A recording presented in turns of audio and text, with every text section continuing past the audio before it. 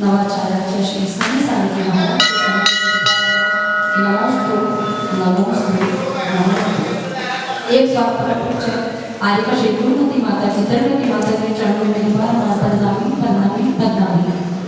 अनंतवती माता जी सिद्धवती माता जी के चरणों में मेरी बार-बार बदनामी बदनामी बदनामी।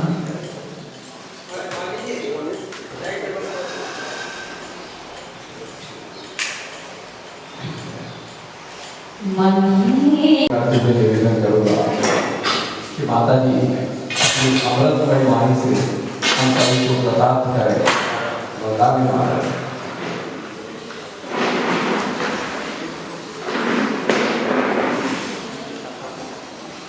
गुरु जी की पूजन करें, आचार्य जी की पूजन करें।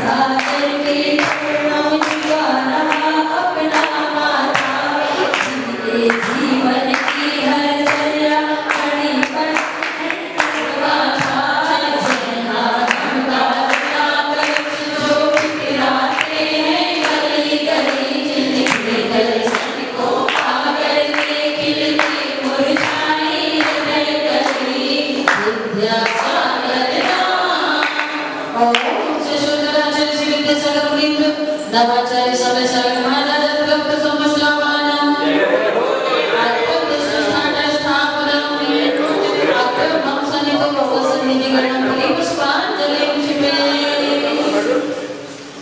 सांसारिक विषयों में पढ़कर कहते अपने को भर माया इस राग तेज की बेदरनी से अब तक पार नहीं पाया।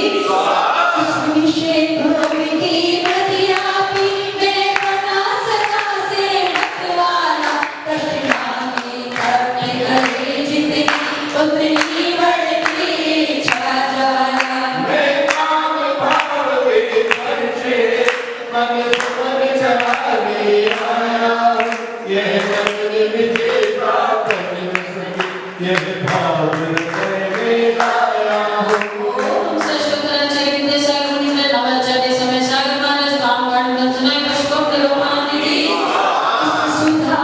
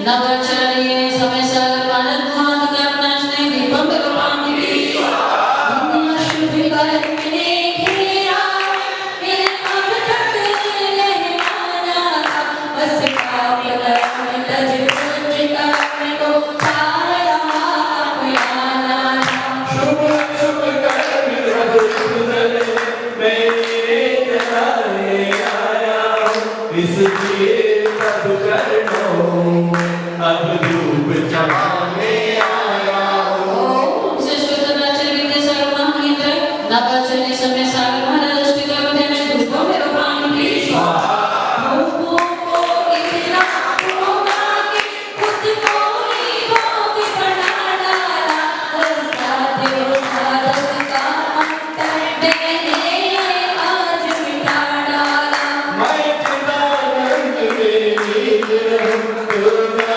आए मर्दाना है आजा भाग इसके पाया मिल बैठा विधि पिताना है ओम से अंत स्तोत्र रचन विद्या सागर इंद्र नवचर्य समय सागर पालन कुमार मोक्ष फल प्राप्त फलम में रूपांगी जग के भी गोप को पाकर निश्चित कैसा अलमस्तिरा चारों गतियों की ठोकर को खाने मेरी अभ्यस्तिरा मैं हूँ स्वतंत्र क्या ताजस्ता तेरा पर से क्या नाता है कैसे अंदर विपत पाना हो ये पूर्ण भावना भाता है विद्या सागर नाम विद्या सागर नाम हमको प्राणों से भी प्यारा है विद्या सागर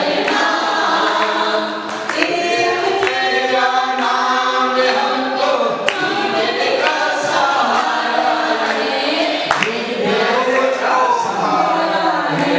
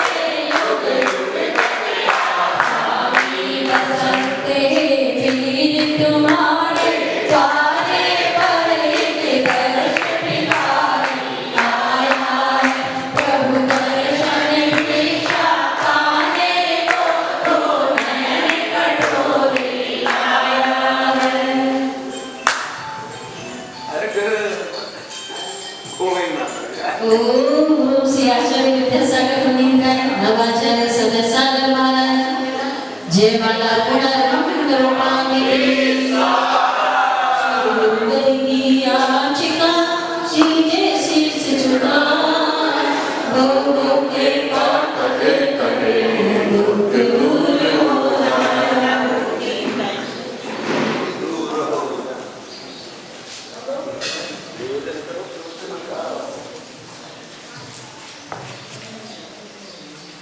माता जी के चरणों में वंदन करते हुए निवेदन है कि वे अमृतमय नाम से हम सभी की प्रताप करें। वंदना माता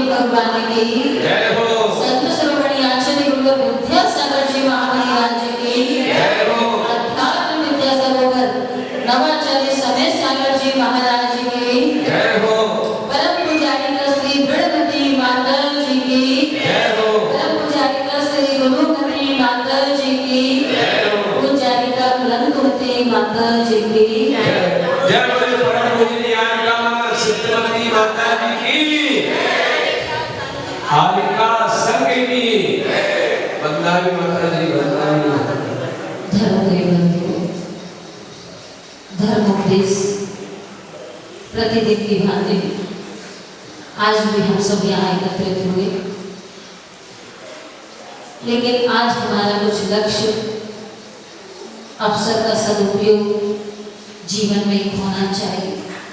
उसी लक्ष्य को लेकर हम सभी धर्म उपदेश के साथ साथ अपने जीवन का कल्याण करते हैं। आत्म कल्याण जिसे हमें प्रतिदिन दाल रोटी से ऐसा लगता है कि अब कुछ पर्व आ रहे हैं तो कुछ मिष्टान चाहिए, कुछ नया व्यंजन चाहिए। ऐसे ही इस चातुर्मास में मात्र चातुर्मास 4 महीने का पानी बरस गए, इसलिए एक स्थान पर एकत्रित स्थिर हो गए, ऐसा नहीं। ये चातुर्मास ऐसा पर्व है, इस 4 महीने के अंदर एक नहीं अनेक पर्वों का समावेश हो जाने से ये चातुर्मास में जितने पर्व आते हैं सब अन्य दिनों में इतने पर्व नहीं आते। अब आप ही देख लीजिए, सबसे पहला ये एक धार्मिक पर्व है, इसे चातुर्मासिक नाम दे दिया।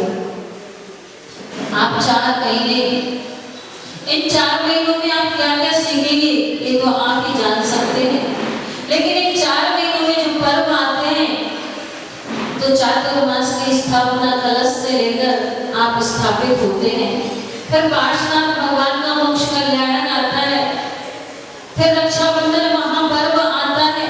कुछ पर्व लौकिक होते हैं तो कुछ पारलौकिक होते हैं। तो पारलौकिक पर्वों में अनादि निधन पर्व, दशलक्षा महापर्व आ जाते हैं।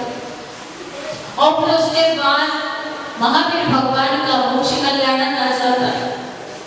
बीच में ऐसे आचार्य भगवान जैसे अभी आप सुन रहे थे ना, वन में बसी है तेरी छवि, नमन करता है अंबर जमी।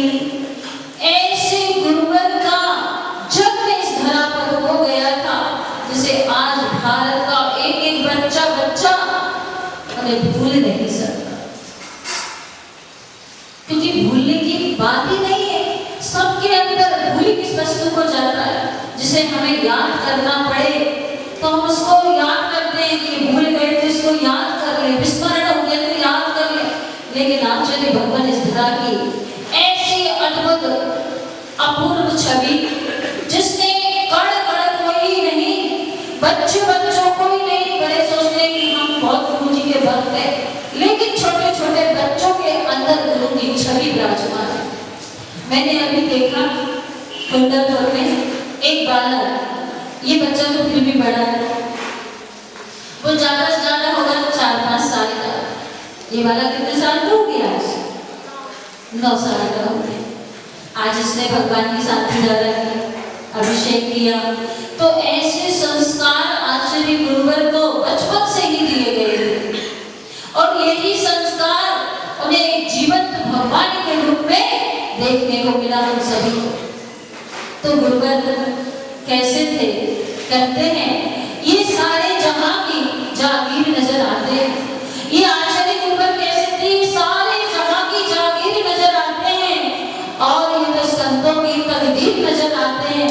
मैं सच कहती हूँ बंधुओं, आप सभी लोगों से, मैं सच कह रही हूँ आप सभी लोगों से बंधुओं, ये गुरुवर ही भगवान की तस्वीर नजर आते हैं। ये गुरुवर ही भगवान की तस्वीर नजर आते हैं। इसलिए तो जब तीर्थंकर चले गए तो उनको कहा सबने भगवान, लेकिन जीते जीते किसी मानव को भगवान कह देना, ये सबके हृदय की बात नहीं। वो इस धरा पर जीवंत भगवान थे, इसलिए अपने लक्ष्य को भी ऐसा ही लक्ष्य बनाओ कि गुरुवर मेरे साथ सदा रहे और गुरुवर का एक एक शब्द हमारे कर्ण में रहे। और जब हम बोले इन नजरों से हमारे गुरु की तस्वीर नजर आए, और जब बोले तो गुरु का नाम ही ईश्वर शब्द से बोला जाए। तो मैं कहूंगी कि संसार में 3 प्रकार के व्यक्ति होते हैं। एक व्यक्ति वो होते हैं जो सीताफल के समान होते हैं,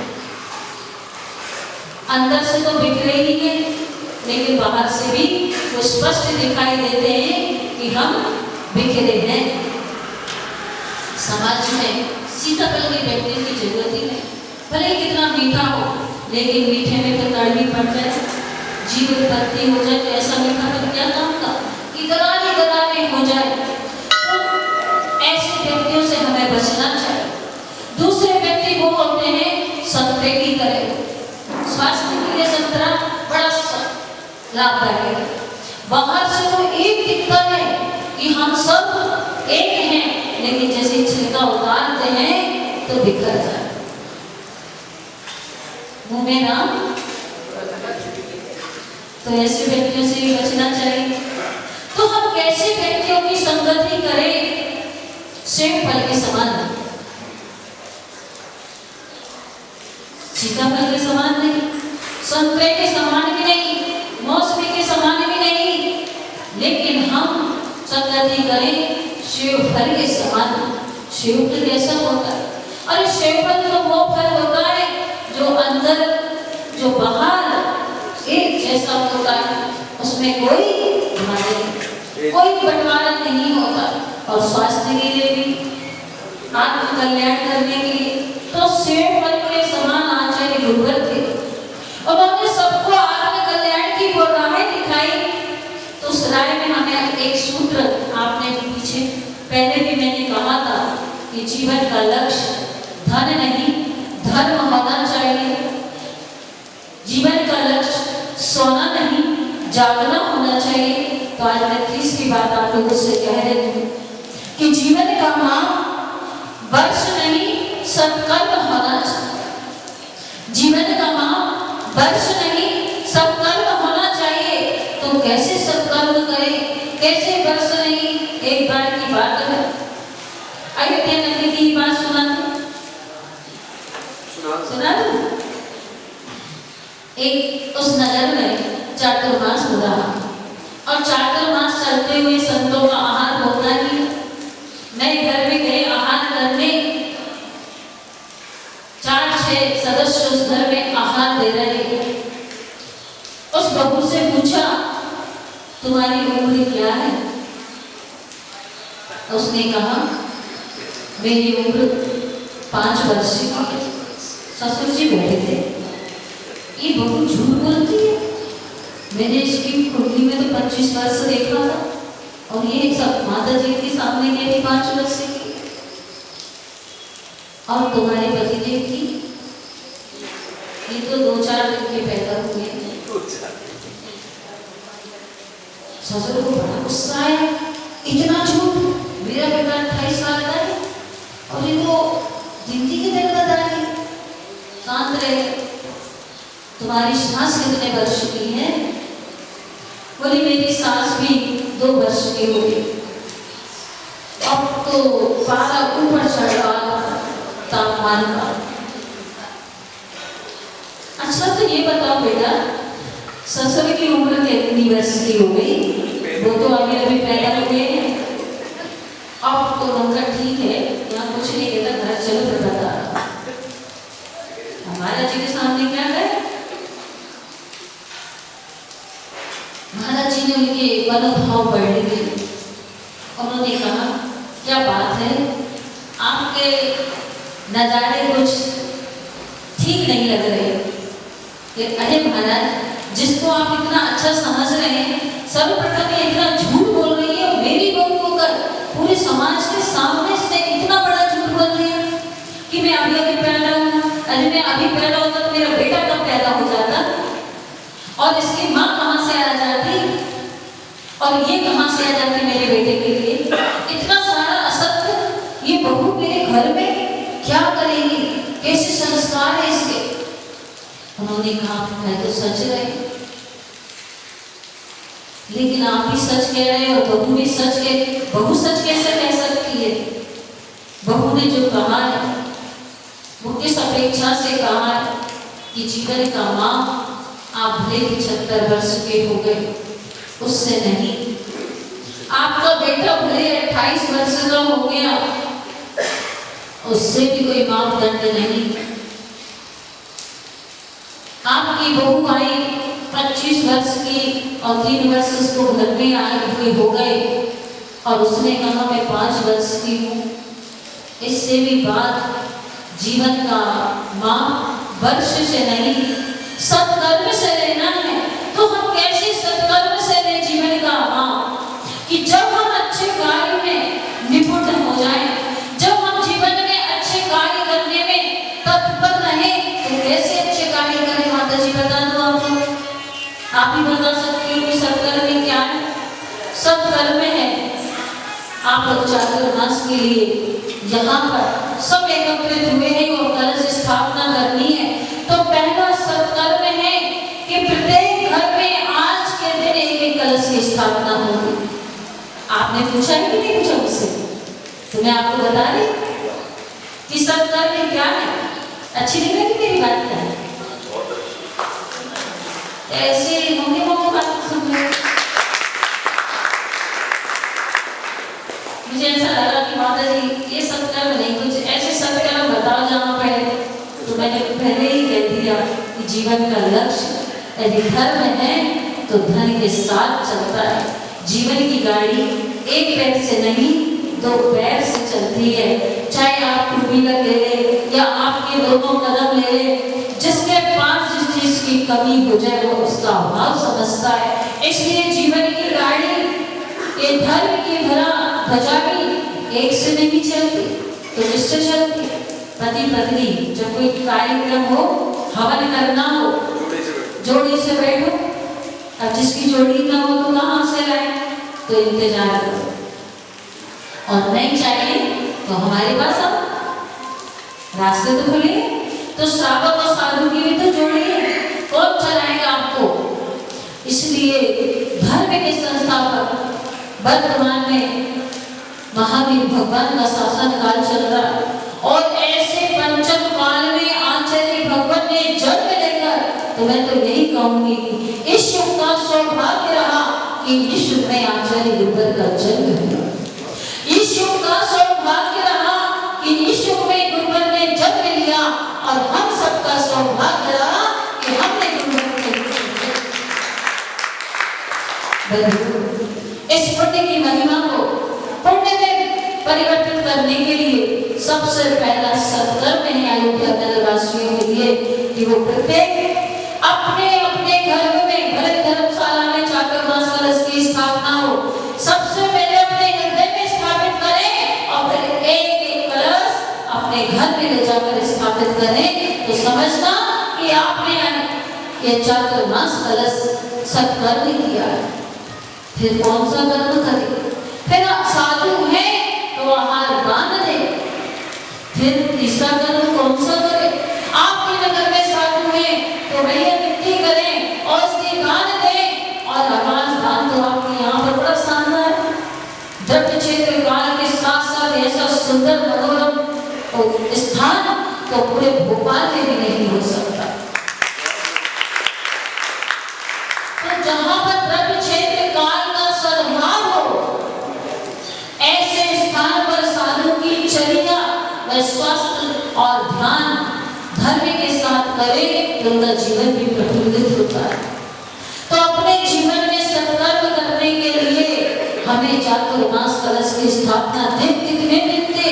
7 दिन थे। माता जी हुए दिन क्या? जिस पल को तरस रहे थे पल पल, वो पल भी आ रहा है एक पल के लिए, और यदि तुम लोग सावधान नहीं रहे तो वो पल भी चला जाएगा कुछ पल के लिए। इसलिए सावधान हो जाओ। मैंने कल आप लोगों को बताया था कि कलश की क्या विशेषता होती है, ध्वजाओं की क्या विशेषता होती है। अपने जीवन में यदि कुछ कर सको तो भले ही तुम एक बार भगवान के माता पिता बन जाना, कोई बड़ी बात